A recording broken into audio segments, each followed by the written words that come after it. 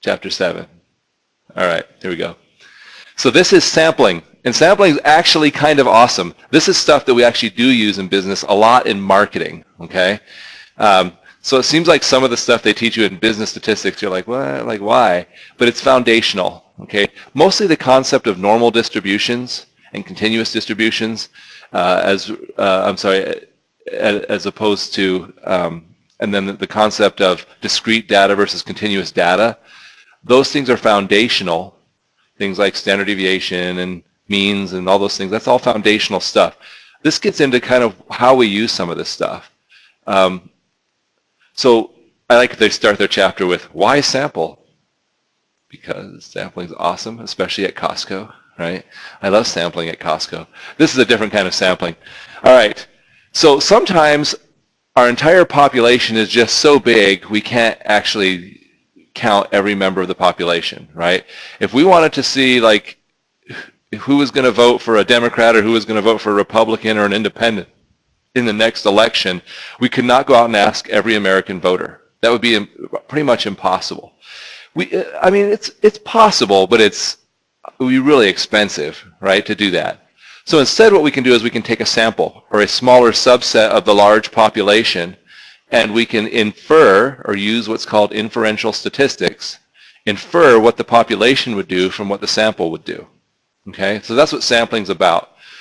Other times, like in business, sometimes to sample a product, I think the book gives an example of like you're making Cheez-Its, right? And they're running down the conveyor belt, and every so often you pick one Cheez-It out and you test it to make sure it has the right amount of sodium in it, and they may even do like a taste test to make sure it tastes the way it should. So sampling the product actually destroys the product or makes it unfit for sale. So if you tried to measure the whole population, you wouldn't have anything to sell. So of course you have to take a sample and test the sample. That's how this actually gets used in a business context. So there's two different broad categories of sampling the population. The first are what's called probability sampling. And probability sampling means sampling that uses statistics and that we can then use inferential statistics to infer something about the population. And the other is non-probability sampling, which means we can't necessarily make inferences about the entire population from the sample. All right, so probability sample is a sample in which each member of the population has a known non-zero chance of being selected for the sample. So in essence, each member of the population or each item in the population has to have some chance of being selected and being part of the sample in order for it to be probability sample. And the advantage is you can form inferential statistical tests to draw reliable conclusions about the population. Okay? It's broken down into 5 types of probability sampling: simple random samples, systematic sample, stratified cluster, and resampling. And we'll go over each one. All right? So the first is what's called a simple random sample. In a simple random sample, each member of the population has an equal chance of being chosen. So if I've got a population of 30,000 and I want to draw a sample from it, I have to be able to say every single member of that population, all 30,000 of those items, has an equal chance of being included in my sample. That's what makes it a random or a simple random sample. Okay? The most common way to do that is to use like a random number generator. Right? You assign each of the members of the population a number. You use a random number generator. You say I need a sample of 500 out of those 30,000, and it pops out 500 random numbers, and you use those. That's totally random. Doesn't take anything into account. It's just random. You can actually use Excel to do that. If you have a list of data, you can tell Excel, I want you to give me a random sample of 10 of those, or 20 of those, or 100 of those, or whatever you want. There's the process. I won't read it out loud to you. It's in your book as well. If you have to do that, you can do that. One thing to note is that when Excel does a random sample, it always does it with replacement. Meaning, say you have 100 things in the population and you want to sample 10 of them, and you use the Excel formula to do that, you can have some of those from the population appear more than once in the sample. So it randomly picks one, and then puts it back in, and then randomly picks from the whole population again. So theoretically, although the probability would be very low, you could sample it 10 times and get the same one all 10 times, but do the math on that one. All right. Second is what's called systematic sampling. So in the systematic sampling, in essence, what you're doing is you're picking every, they call it the kth member of the population, which I think is confusing. But say, for example, I don't know, we were at the Fine Arts Center and we had 1,000 people coming in to watch a performance. And after they watched the performance, we wanted to see how they felt about the performance. Rather than ask all 1,000 people, we decided we're going to ask 50 of them. So what we would do is we'd say there's 1,000 people in the population. We're going to divide that by 50, and that's going to tell us that every 20th person that comes out the door, we're going to stop them and administer a survey to them. That's what systematic sampling is. It's a means by which we say every kth member of the population is chosen to be part of our sample. Or maybe we would list all of the students together in a list, and then we would say, we'd go down the list and say every 10th person is the person we're going to ask questions of, okay? So that's systematic sampling. There's a formula for the constant K. It's the size of the population divided by the size of the sample. So if you want to say every kth person gets asked, then you would say, well, how big is my population divided by how big is my sample? If there were 1,000 people and I wanted to ask 50, then I would divide 1,000 by 50, and that would come out with every 20th person becomes the person I'm going to ask. Does that make sense?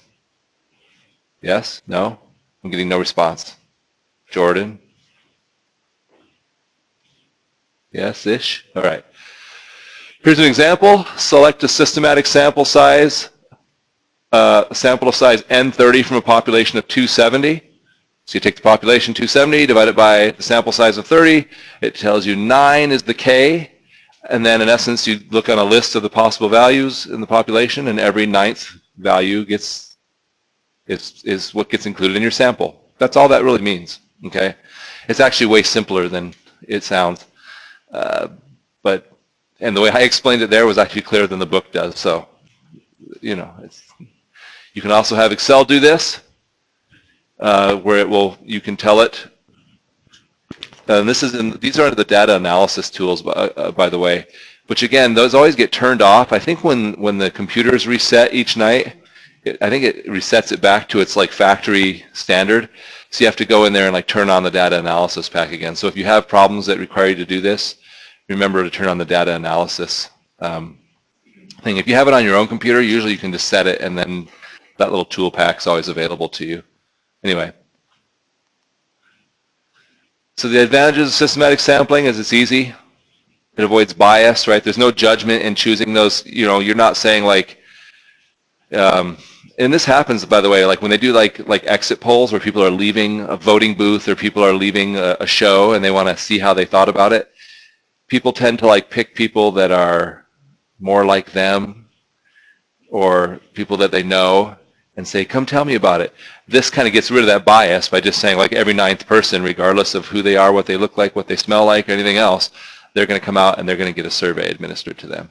Or, every 1,000th Cheez-It that comes off the line is going to get picked. There's no other bias in that. I'm just doing it every so often. So that's the big advantages of it. A disadvantage is they talk about this periodicity. And what that means is sometimes we set this pattern, and the pattern could actually introduce bias into the sample. I think a good example they give in the book was if they were wanting to know how many hours the average student puts into studying, and they decided that the periods, they use this sort of systematic sampling to choose, when they would ask students.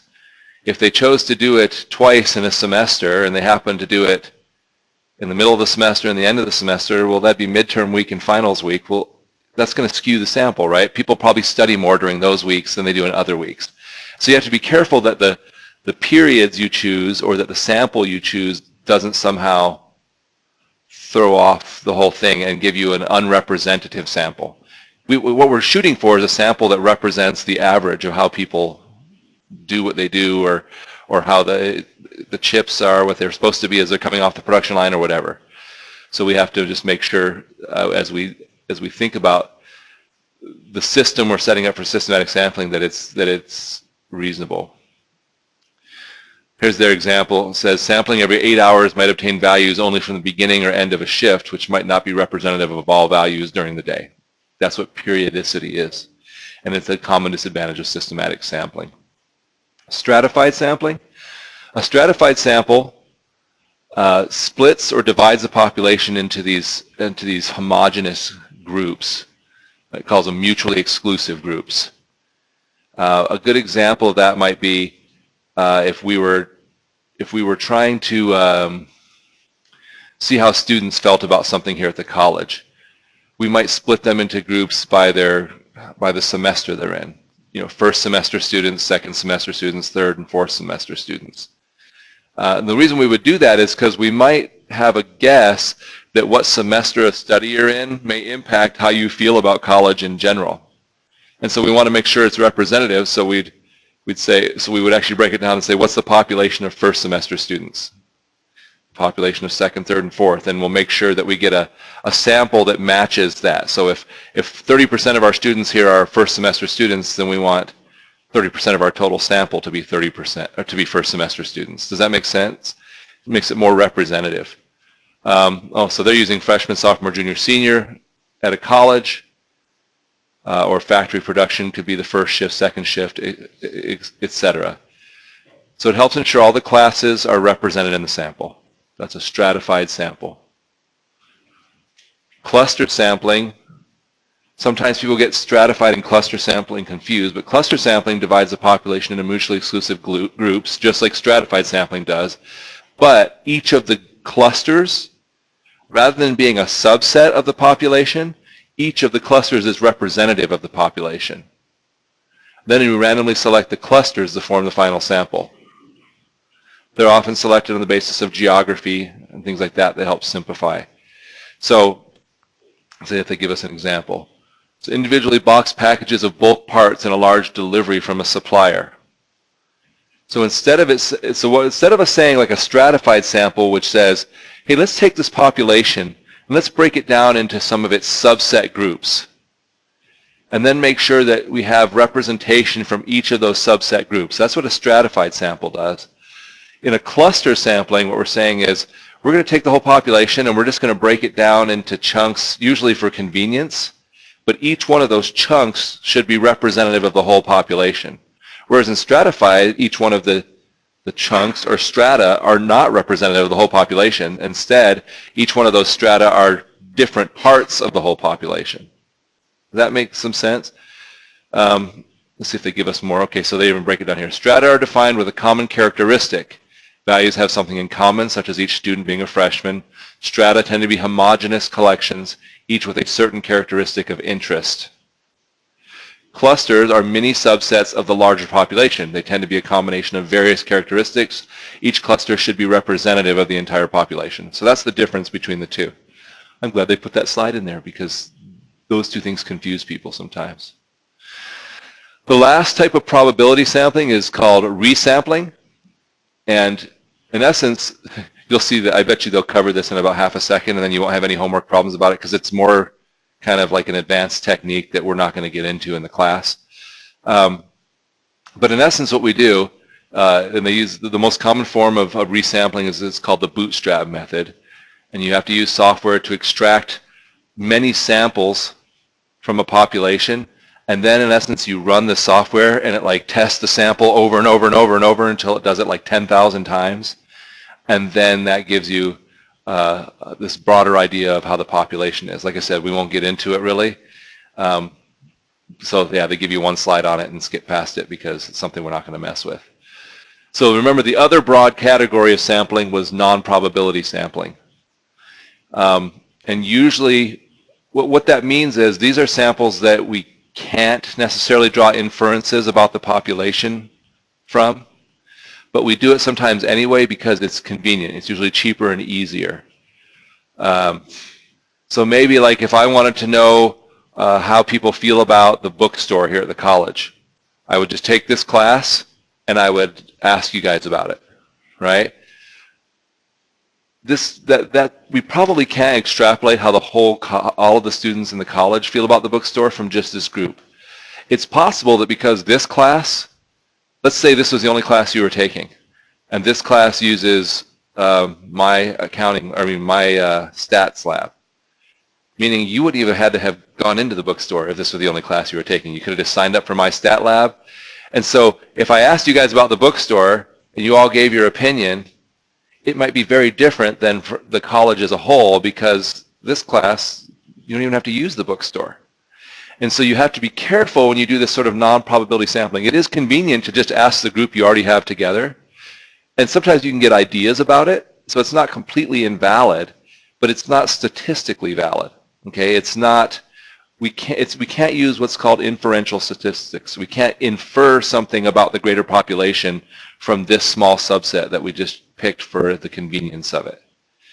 Instead, we'd have to try to either do a random sample, so we would include all of the students in the population and randomly pick them out, or a stratified sample, right, where we would say, let's ask so many first semester students, second, third, and fourth, because they're going to probably have had different interfaces with the bookstore. Fourth semester students are going to have a lot more interfaces, and maybe by that time they've gotten sick of them and gone to Amazon.com, whereas first semester students are brand new to it. So that's why we would want to stratify it. You see what I'm saying? So those we can all use to draw inferences, but this non-probability sampling, which is convenient and cheap usually, we can't necessarily draw inferences. There's their advantages: quick and easy, provides general information, but it may not be representative of the entire population. All right, sampling error and non-sampling error, but really the focus is on sampling error. So these two terms we need to know, okay? So the first is a parameter. A parameter is a value that describes some characteristic of a population. So the median, the mean, the mode, standard deviation, those would all be parameters of a population. And a statistic is a value calculated from a sample, such as the sample mean or median. So they want you to know the difference between these two terms. Parameter equals population, statistic equals sample. Okay? We calculate parameters from a population. We calculate statistics from samples. Okay? All right. Oh, and then they give you like a little sign. Values calculated using population data are called parameters. Values computed from sample data are called statistics. And there's a little picture to help you understand what they mean. Thank you, textbook author. All right. So statistics will vary from sample to sample. A sample statistic is not likely to be exactly equal to the population parameter, since only a portion of the population is in the sample. Does that make sense? So we'll take our full population, we'll grab a sample out of it. The population will have some mean, some standard deviation, and then the sample will also have a mean and standard deviation. It's not likely that the sample mean and standard deviation is going to be exactly the same as the populations. Does that make sense? Because it's just a sample.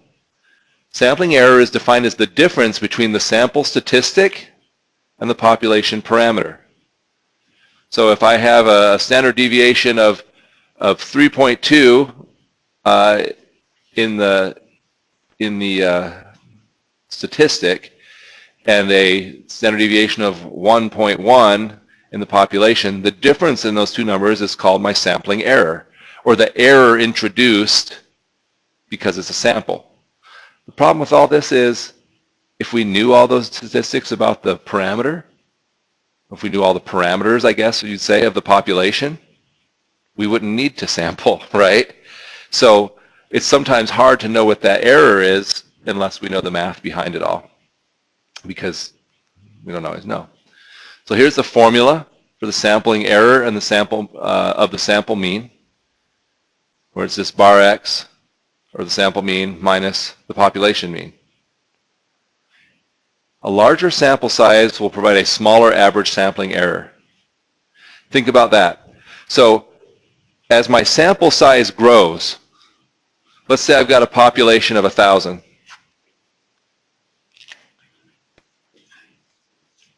And out of that 1,000, I take a sample of 10,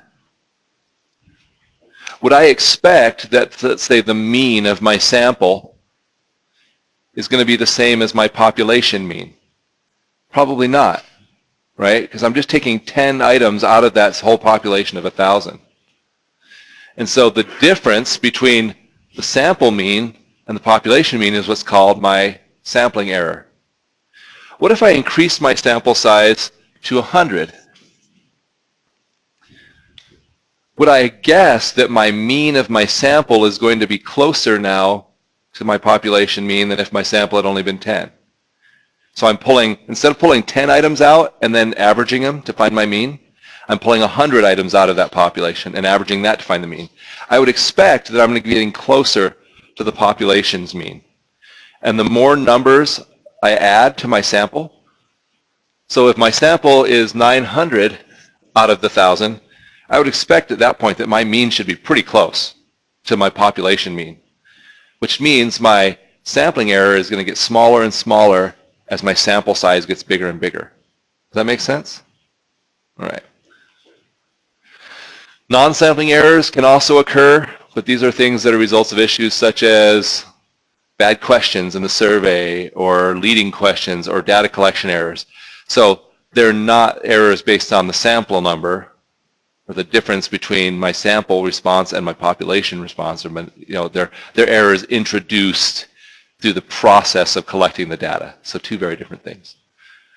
All right, prepare yourself. I think they almost should start the discussion of statistics class with the central limit theorem. I like in the book, if you read the chapter, he says as soon as he says the word theorem, like his students' eyes just glaze over and they stop listening because it says theorem in it, and nobody wants to hear about theorems.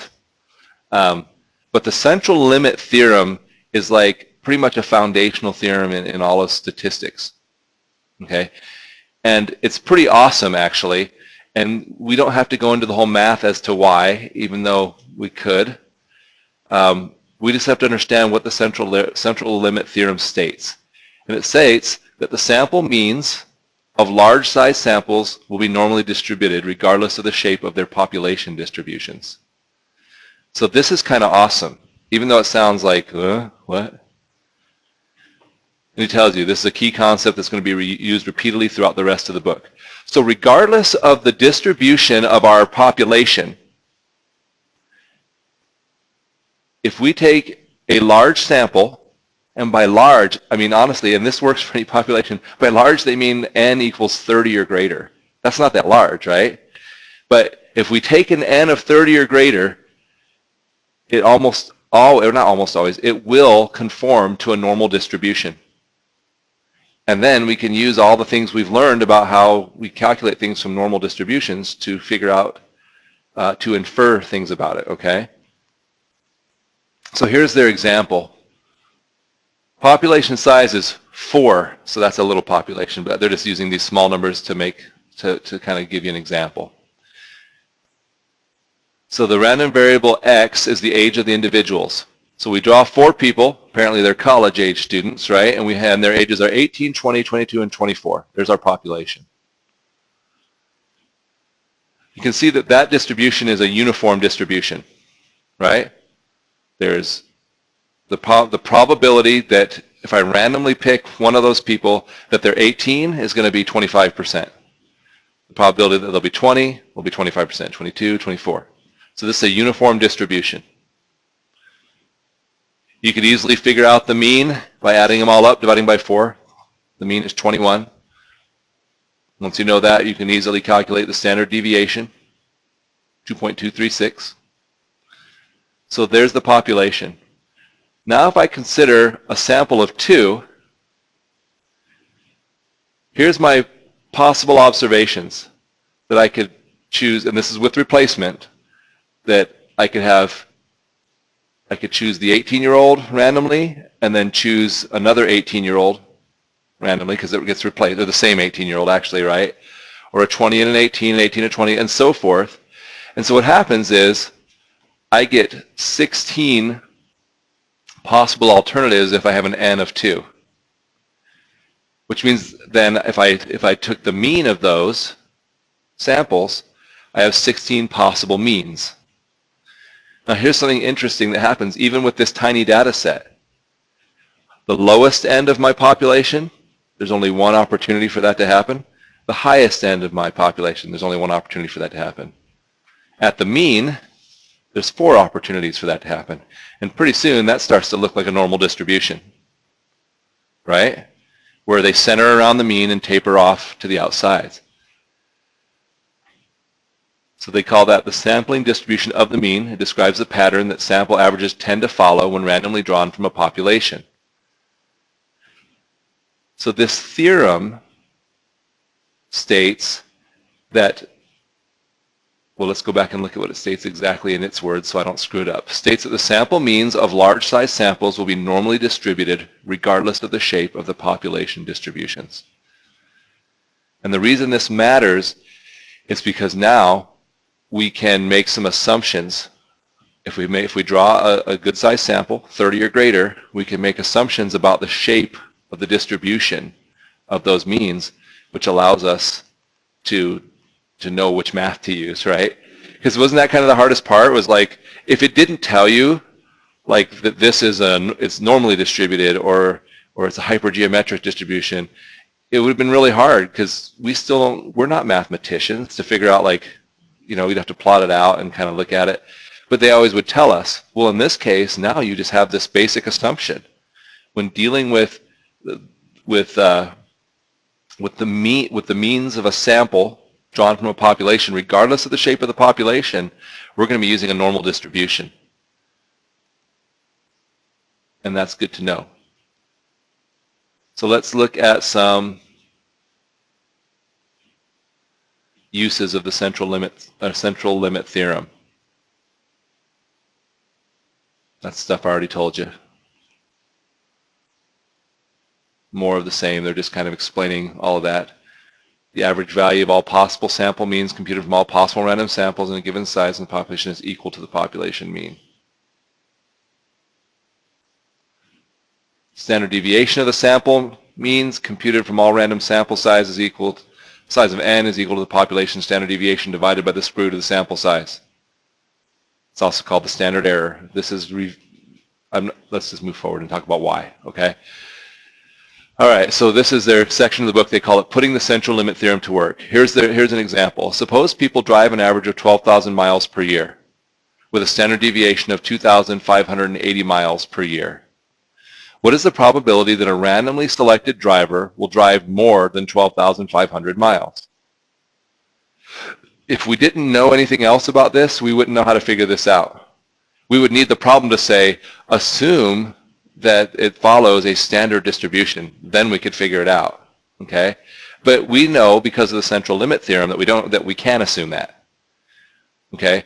So the probability that a randomly selected sample of 36 drivers, right? We can't do it for one driver, but if our n is greater than 30 in our sample, now we can assume it follows the normal distribution. So the probability that a randomly selected sample of 36 drivers will drive on average more than 12,500 miles, we can use the central limit theorem to test it. All we have to do, since n is 36, we can apply the central limit theorem because we know it'll be normally distributed. So we know our mean of 12,000. That was the average. It told us that. And we know our standard error, which we can figure out by our standard deviation divided by the square root of n, which was given to us. And then you just figure out the z-score. Again, all of this in the book. And then it's just plug and chug math. Once we have a z-score, we can look it up in the table. We can find the probability, right? In this case, because it's a greater than, we would find the probability and then subtract it from 1 to figure out the probability of it occurring greater than. I really think this chapter is going to be easier than some of the last chapters for you guys. You already know how to do z-scores. You already know how to use those tables. And it's all normally distributed. So we're just, the normal distribution is the one that they teach you about all these other distributions, the Poisson and stuff like that. But in a business setting, you use normal distribution the most because the most type of work you're using in business has to do with sampling. And we know that in samples, if the sample size is greater than n is 30, then we can expect the means of that sample to follow a normal distribution. All right, the central limit theorem can also be used to test claims. Here's an example. Suppose a claim is made that the mean age of members of a health club is 37 years. The population standard deviation is 5 years. Evaluate this claim if a random sample of 40 members has a mean of 36.1 years. So somebody tells you, hey, our average customer is 37 years old. So you can use this data to test the probability that that's true. Okay? So the first thing we do is we find the standard error of the mean. We calculate the z-score. We determine the probability that the sample mean could be less than or equal to 36.1 years. So here's how they break down the example. Find the standard error of the mean, which is the standard deviation divided by the square root of n. Calculate the z-score, which we've done. We determine the probability that the sample mean could be less than or equal to that. In this case, it's 12.71%. So our conclusion is if the true population mean age 37 is claimed, there's an almost 13% chance the sample mean could be 36.1 or less. So it's not too unlikely, so we'll probably believe the claim. And you might want to check in the book, because when I was first learning this, I remember them coming up with so the claim is 37. We come up with a 13% chance that the sample mean it's 36.1% or less, meaning that there's like a 87% that it's greater. So we're talking about believability. And so the claim that their average age is 37 is reasonable. And I was like, I like definite things. I think that's why I gravitated more toward accounting. Here, the question is this claim reasonable? And it is, right? If it's about 12% that it would be 36 or less, then their claim, then the 83% that it's 36.1 or greater tells us that the claim that it's 37 is not an unreasonable claim. And that's another way we use this. You can't tell exactly what it is because it's just a sample. But when someone you can use this like when they make these claims in presidential debates, and you're like, is that really even reasonable? This is one use of the central limit theorem. How far from the claimed value would the sample mean need to be before a claim is rejected? Here's their general rule. A claim can be rejected if the sample results is beyond an interval that includes 95% of the sample means, or about plus or minus 1.96 standard deviations. So if someone claims that this is their average, and we test it and we find somewhere between plus or minus 1.96 standard deviations, then we have to say there's a good possibility that their claim is true. If it falls outside of that, then we're saying there's a good chance they're making something up or they're mistaken at least about what it is.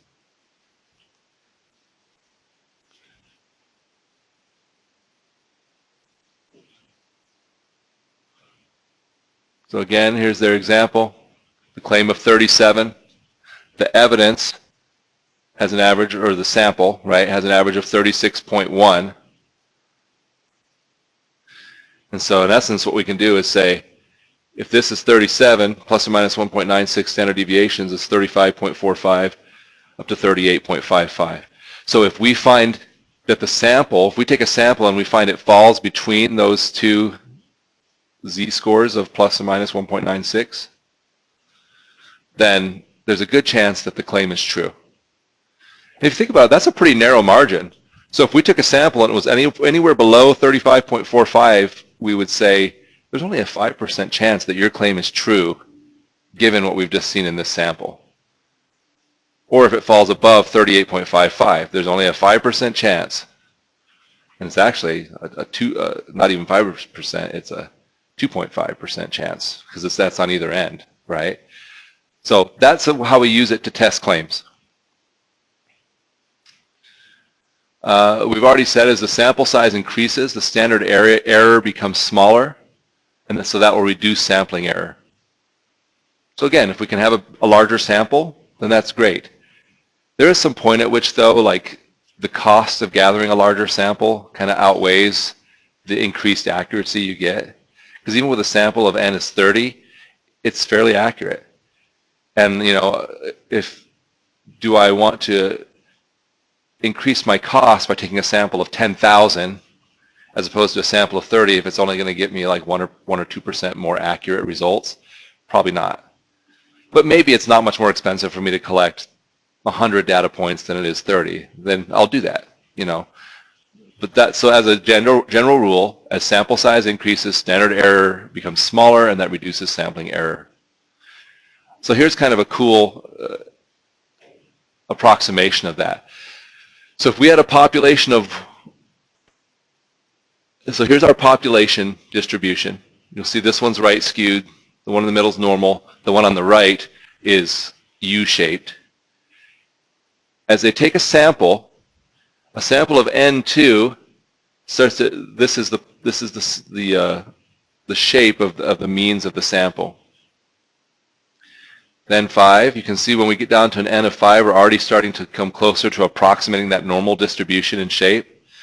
And when we get to N30, all three of those samples, or the sample means, I should say, have taken on a very normal looking distribution. And then if we were to increase this to say N is 100, what would happen is that these would become taller or narrower. Okay.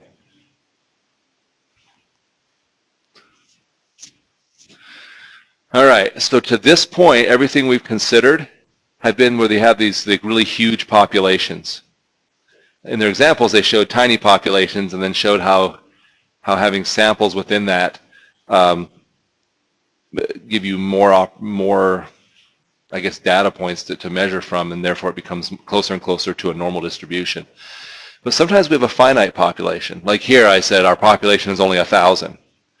And what happens is as our sample becomes closer to our population, so if our n, our little n, which is our sample, is greater than 5% of the population, we're going to start to introduce some sampling error by doing that.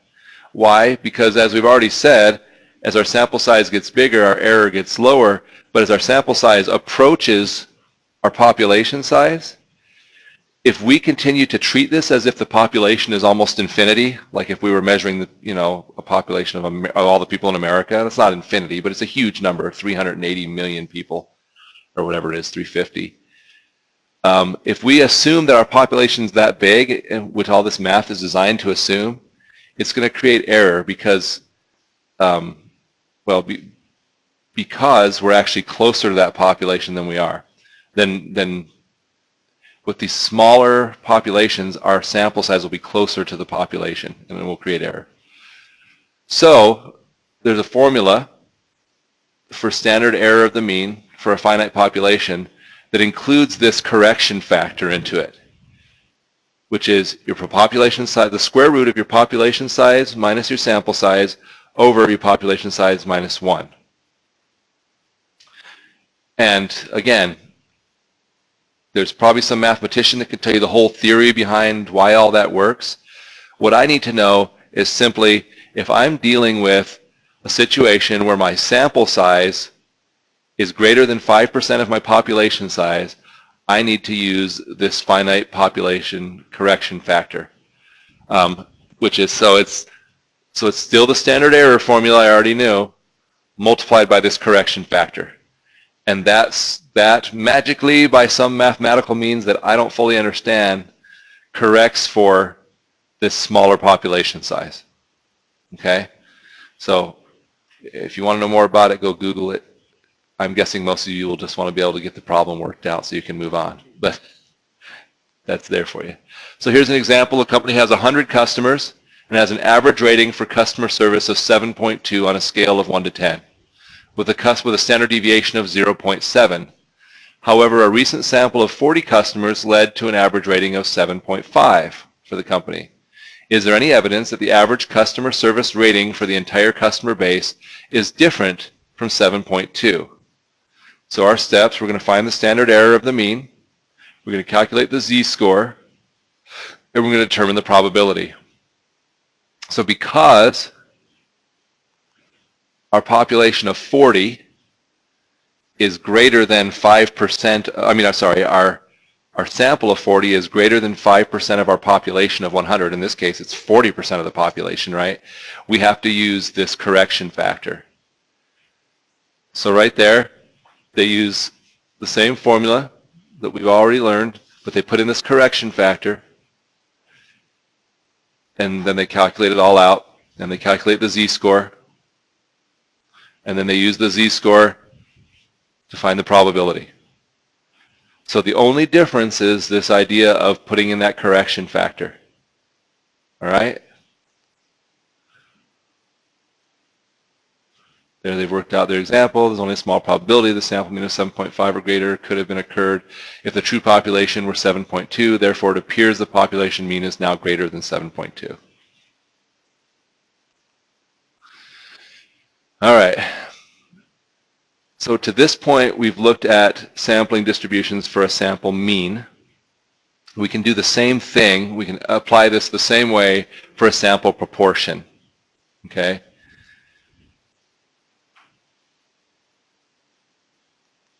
So sampling distribution of proportion describes the pattern that sample proportions tend to follow when randomly drawn from a population.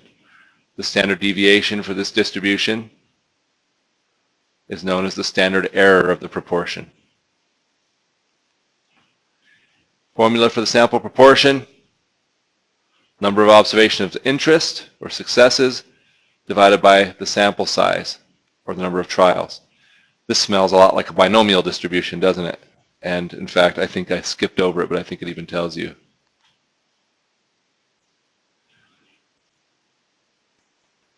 Somewhere.